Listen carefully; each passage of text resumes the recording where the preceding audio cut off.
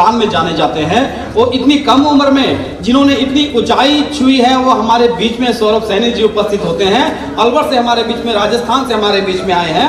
मैं 4 पंक्तियों के माध्यम से उनको बुलाना चाहूंगा। कुमार मनोज ने कहीं लिखा कि सुख भरपूर गया मांग का सिंदूर गया। ये औज की काव्य धारा के वो कवि हैं जो आपकी भुजाओं में, आपके हृदय में, आपके रोमांच में भारत की राष्ट्रीय चेतना को जागृत कर सकते हैं। उन्होंने लिखा कि सुख भरपूर गया मांग का सिंदूर गया, नन्हे नौनिहालों की लंगोटियां चली गई। बाप की जब कोई व्यक्ति शहीद होता है, पुलवामा में हादसा हुआ, पुलवामा में आतंकी हमला हुआ, हमारे देश के बहुत सारे नौजवान मारे गए। क्या लिखा कुमार मनोज ने कि सुख भरपूर गया मांग का सिंदूर गया, नन्हे नौनिहालों की लंगोटियां चली गई, बाप की दवाई गई, भाई की पढ़ाई गई, छोटे छोटे बेटियों की चोटियां चली गई। ऐसा विस्फोट हुआ जिस्म का पता ही नहीं, पूरे ही जिस्म की बोटियां चली गई। आपके लिए तो एक आदमी मरा है साहब, पर मेरे घर की 2 रोटियां चली गई। हमारे हैं बिल्कुल सही भैया, इसका थोड़ा सा बेस बढ़ा देना और साउंड बढ़ा दो। मंच की तरफ से आप सभी को प्रणाम निवेदित करता हूं। सबने बहुत अच्छा काव्य पाठ किया। काव्या ने बहुत अच्छी सरस्वती वंदना करके कवि सम्मेलन का आगाज किया। उसके बाद चाहे पल्लवी हो, निगार हो, तकी भाई हो और बड़े भैया शुरू में काव्य पाठ किया। इतना शानदार कवि सम्मेलन, और जितेश भैया ने जो इस कवि सम्मेलन को उपस्थित किया, इतना स्थापित कर दिया कि अब इस कवि सम्मेलन में हम अपनी बात इतने अच्छे तरीके से कह सकते हैं, अपनी बात आप तक पहुंचा सकते हैं और आप सुनोगे। जयंत भैया ने भी शानदार काव्य पाठ किया। मंच पे हर कहीं से, कोई किसी राज्य से, कोई किसी राज्य से। मेरा जैसे बताया मैं राजस्थान से आया हूं। भैया इसका थोड़ा इको कम कर दूं, साउंड बहुत ज्यादा बस। मेरा जैसे बताया कि मैं राजस्थान से हूं, मैं मेरा परिचय खड़ा करने की कोशिश करता हूं। यदि वास्तविकता में आपको लगे कि यह परिचय एक राजस्थानी का हो सकता है, तो इस आकाश को तालियों से गुंजायमान कर देना। जैसे पश्चिम से पूर्व विपरीत हवाएं चलती है, जैसे पश्चिम से पूर्व विपरीत हवाएं चलती है, वैसे मेरी लेखनी भी अब आक्रोश को गढ़ती है। सच्चाई के साथ सदा जो प्यार बांटने वाली है, महिषासुर अगर घात करे तो गला काटने वाली है। जिस माटी के कण कण भी वीरों की गाथा गाते हैं, लाल लहू के छींटे शमशीरों की याद दिलाते हैं। जिस माटी पे अकबर भी राणा के सम्मुख पसर गए, जहां तोप के गोले भी फूलों की माफिक बिखर गए, उस माटी का बेटा मैं चरणों में शीश झुकाता हूं। स्वीकार करो प्रणाम मेरा, मैं राजस्थान से आता हूं। स्वीकार करो प्रणाम मेरा, मैं राजस्थान से आता हूं। बहुत बढ़िया। यहाँ पे जितने भी सामने कोई राजस्थानी बैठा हुआ है, मेरे राजस्थान का परिचय सुनने के बाद राजस्थानियों ने ताली बजाई और पूरे हिंदुस्तान ने ताली बजाई। यही हमारा हिंदुत्व, यही हमारा हिंदुस्तान है। एक बार जोरदार ताली अपने सम्मान में। रजनीश भैया बैठे हुए थे थोड़ी देर पहले, वो एक बहुत अच्छा संगठन चला रहे हैं, स्वयं सुरक्षा अभियान, जो इस देश की सेना के सम्मान में है। मैं चाहता था उनकी उपस्थिति में उत्तराखंड की एक विशेषता बताऊं। मोहन भैया यहां बैठे हैं, सुरेंद्र जी यहां बैठे हुए हैं। हमने बहुत प्रयास किया कि कोई एक ऐसा युवा इस हिंदुस्तान की धरती के किसी भी कोने से निकले जो भगत सिंह से प्रेरित हो, भगत सिंह की शहादत से प्रेरित हो। हम सब जानते हैं 23 वर्ष की उम्र में भगत सिंह ने अपने प्राणों का बलिदान कर दिया था देश के लिए। डेट नोट कर लेना, 19 नवंबर 1941 को उत्तराखंड की धरती से, गढ़वाल से एक जवान, एक बच्चा जन्म लेता है और 1962 में चीन के साथ जो युद्ध होता है, सबसे बड़े सियाचिन में चोटे पे खड़े होकर इस देश के लिए अपने प्राणों के जान न्यौछावर कर देता है। ऐसा बेटा उत्तराखंड ने दिया। क्या बात है। बाबा जसवंत सिंह रावत का नाम किस किसने सुना है? हाथ ऊपर खड़ा कर देना। गढ़वाल राइफल का वो जवान बाबा जसवंत सिंह रावत। आपके लिए गर्व की बात है क्योंकि उत्तराखंड से बाबा जसवंत सिंह रावत आते थे। बहुत सारी चेयर्स खाली पड़ी हुई थी शुरू में, आसपास से लोग अपने घरों में विश्राम कर रहे होंगे, लेकिन आप लोग इस कवि सम्मेलन को सुनने के लिए, इस मंच से कुछ संस्कार लेने के लिए यहां बैठे हुए हो। आपकी सादर उपस्थिति को नमन करता हूं। क्या अंतर होता है हम में और उस मां के बेटे में जो सियाचिन में -30 डिग्री में इस देश की रक्षा करता है और जून की तपती हुई दोपहर में राजस्थान के बॉर्डर पर रक्षा करता है। कुछ तो अंतर होगा एक आम नागरिक में और उस मां के बेटे में जो बॉर्डर पर हमारी रक्षा करता है। मैं सैनिक की परिभाषा के माध्यम से वो अंतर स्पष्ट करने की कोशिश करता हूं। यदि वास्तविकता में मैंने सही अंतर पढ़ दिया हो, मैंने सही परिभाषा पढ़ दी हो, तो वो शहीद जो हमारे देश की रक्षा करते करते सीमा पे शहीद हो जाते हैं, उनके कदमों का चुंबन करके यदि वो जन्नत में कहीं विचरण कर रहे हो तो आपकी तालियां इस प्रांगण में लौटें। क्या बात है। मैं सैनिक की परिभाषा पढ़ना चाहता हूं। जब सूरज हार चुका परछाई के अंधियारों में, जब सूरज हार चुका परछाई के अंधियारों में और मनुज विश्राम करे जब घर की चार दीवारों में, जब सर्दी के मौसम में हीटर से गर्मी मिलती है, तब सीमा पर शीत हवाएं जान की दुश्मन बनती है और भरी गर्मी में हम एसी से राहत पाते हैं। ऐसे में वो गर्म रेत के बिस्तर पे सो जाते हैं। त्याग तेज और तपोधर्म सदियों से जिनकी गाथा है, कुछ और नहीं, बस इतनी सी एक सैनिक की परिभाषा है। कुछ और नहीं, बस इतनी सी एक सैनिक की परिभाषा है। क्यों जरूरी है शहीदों का सम्मान, क्यों जरूरी है इस देश की सेना का सम्मान? आज का कवि सम्मेलन स्वयं सुरक्षा अभियान के बैनर तले किया जा रहा है। क्यों जरूरी है देश की सेना का सम्मान? शहीदों की शहादत से मां की कोख बड़ी हो जाती है। शहीदों की शहादत से मां की कोख बड़ी हो जाती है। देश के खातिर मिटने की उम्मीद खड़ी हो जाती है। जब सरहद पे देश का बेटा अपनी जान गंवाता है, तब जाकर के देश कोई त्योहार मना पाता है, तब जाकर के देश कोई त्योहार मना पाता है। मंच से पुलवामा हमले की बात हो रही थी। चाहे किसी भी दल के यहां पे लोग बैठे हो, किसी भी दल को चाहने वाले लोग बैठे हो, लेकिन जब इस देश का कोई बेटा तिरंगे में लिपट के घर आता है तो कुछ ना कुछ गद्दारी हमारे अपनों की रही हुई होती है, वरना पड़ोसी देश की कोई औकात नहीं है हमारे बेटों को मार दें और वो शहीद हो जाए देश के लिए लड़ते लड़ते। शहीदों की शहादत में कुछ अपनों की हिस्सेदारी है, शहीदों की शहादत में कुछ अपनों की हिस्सेदारी है। वो दुश्मन देश आबाद नहीं, कुछ अपनों की नादारी है। और सालों दर सालों ना जाने कितने बेटों की जान गई, सालों दर सालों ना जाने कितने बेटों की जान गई। उस दुश्मन की औकात नहीं, अपनों की गद्दारी है।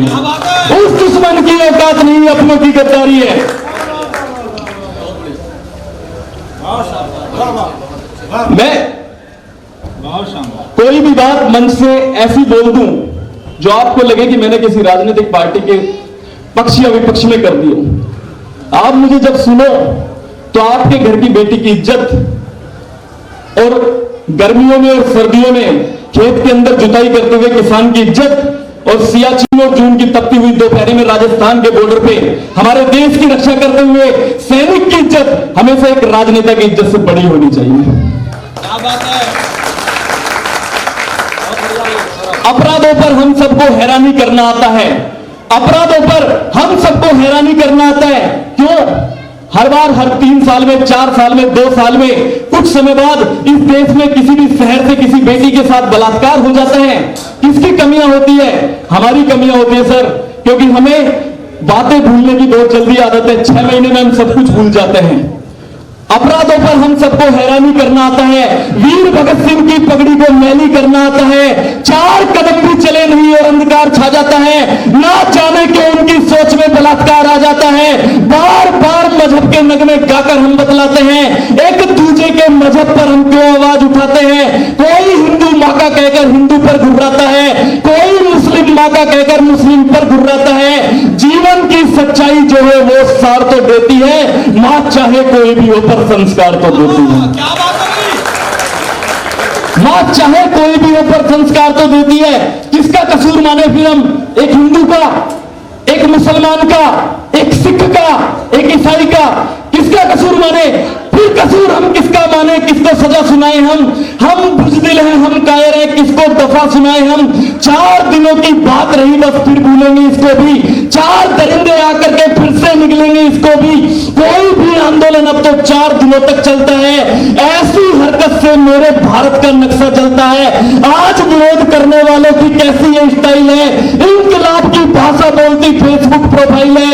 सड़कें खाली नहीं होती जाती, सूना वातावरण हुआ, सूना छोड़ा सीता को तो फिर सीता का हरण हुआ, बने नपुंसक हम सब यारो, हम ही जिम्मेदार हैं, ऐसी घटना के मानो हम सभी तो किरदार हैं। बहुत बढ़िया, वाह वाह वाह।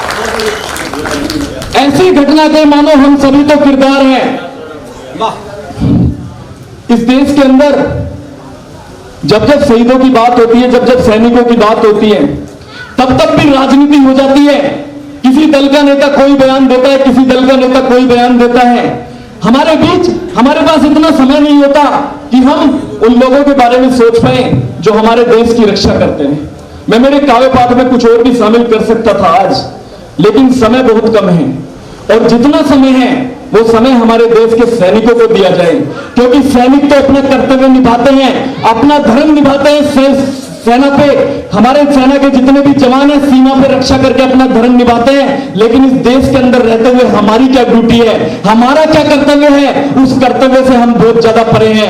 वो भारत के वीर जवान भारत की आन बचाते हैं, वो भारत के वीर जवान भारत की आन बचाते हैं। हम उनके लिए कुछ कर ना सके जो अपनी जान गंवाते हैं, और दिन को होली रात दिवाली उनकी बदौलत बनती है जो सीमा पर देश के खातिर शीश दान कर जाते हैं, जो सीमा पर देश के खातिर शीश दान कर जाते हैं। शहीद हेमराज की शहादत भुलाई जा चुकी है, बड़ी राजनीति हुई उनकी शहादत पे, कुछ पार्टियां सत्ता में भी आई, लेकिन एक सैनिक का परिवार एक पेट्रोल पंप के लिए और एक इंसाफ के लिए उसकी जूतियां घिस जाती है, सरकार के चक्कर काटते काटते, लेकिन वो बात हम सब तक नहीं पहुंच पाती कि उनको क्यों इंसाफ नहीं मिल पा रहा, क्यों उस सैनिक को अपना हक नहीं मिल पा रहा। हमारे पास किसी के पास सोचने का समय नहीं होता। लोकेशना, वित्तेशना और पुत्रेशना का छाया कैसा छाया है, दो बाहों में बिलखती मात्र शक्ति की काया है, और चीन को छोड़ो पाक को छोड़ो इनसे कल भी लड़ लेंगे हम, चीन को छोड़ो पाक को छोड़ो इनसे कल भी लड़ लेंगे हम। लड़ो आस्तीन के सांपों से जिन जिन की काली माया है, लड़ो आस्तीन के सांपों से जिन जिन की काली माया है। जब जब पता चलता है कि दिल्ली के अंदर किसी प्रोटेस्ट में एक आईबी का एक युवा अंकित शर्मा मारा जाता है, और हम सोच नहीं पाते कि क्यों, क्या कारण रहा होगा जो उसकी मृत्यु कर दी गई। शायद हमारे लिए एक घटना हो सकती है, लेकिन उस मां के लिए, उस पिता के लिए एक हाथ अपनी छाती पर रख के सोचना कि जब हमारा घर का कोई जवान हमारे घर से चला जाता है तो सहारा छूट जाता है, उस बहन का पूरा सहारा छूट जाता है। पुलवामा हमले में जब भी देश के अंदर कोई हमला होता है, बड़ा नेक काम करते हैं सर, हम सीआरपीएफ फंड में डोनेट करते हैं, बीएसएफ फंड में डोनेट करते हैं, लेकिन एक बात जो हम करते हैं ना, उसके सख्त मैं खिलाफ हूं। हम 100 रुपए डोनेट करते हैं और व्हाट्सएप पे स्टेटस लगाते हैं कि हमने डोनेट किया, लगाते हैं सिंदूर मांग का बोल रहा माथे की बिंदी बोल रही, सिंदूर मांग का बोल रहा माथे की बिंदी बोल रही, उनकी शहादत का मोल लगा जिनकी शहादत अनमोल रही, उनकी शहादत का मोल लगा जिनकी शहादत अनमोल रही। वीर प्रसूता माए बोली, सैनिक की विधवाएं बोली, बेटा बोला बेटी बोली, घर की हर दीवारें बोली, गालों पर सूखे आंसू की हर एक बूंदे बोल रही, उनकी शहादत का मोल लगा जिनकी शहादत अनमोल रही। बहुत बढ़िया। मंच से बहुत कम समय का आदेश था, एक कविता मैं बिना पढ़े अपना स्थान नहीं ले सकता, क्योंकि पहली बार जब देवभूमि उत्तराखंड में मैं कवि सम्मेलन पढ़ने आया था, तो उस दौरान मैंने बाबा जसवंत सिंह रावत पे एक कविता लिखी थी।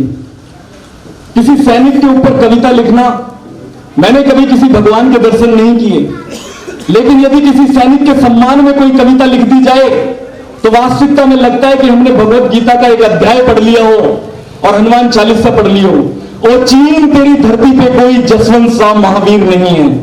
अगली पंक्ति पे ताली उठे थी, मैंने सही सही बात कह दी हो। ओ चीन तेरी धरती पे कोई जसवंत सा महावीर नहीं है, ओ चीन तेरी धरती पे कोई जसवंत सा महावीर नहीं है, वो डोकलाम की धरती तेरे पुरखों की जागीर नहीं है, वो डोकलाम की धरती तेरे पुरखों की जागीर नहीं है। अब तक हम चुप बैठ लिए, अब तक हम चुप बैठ लिए, अब ईंट से ईंट बजा देंगे।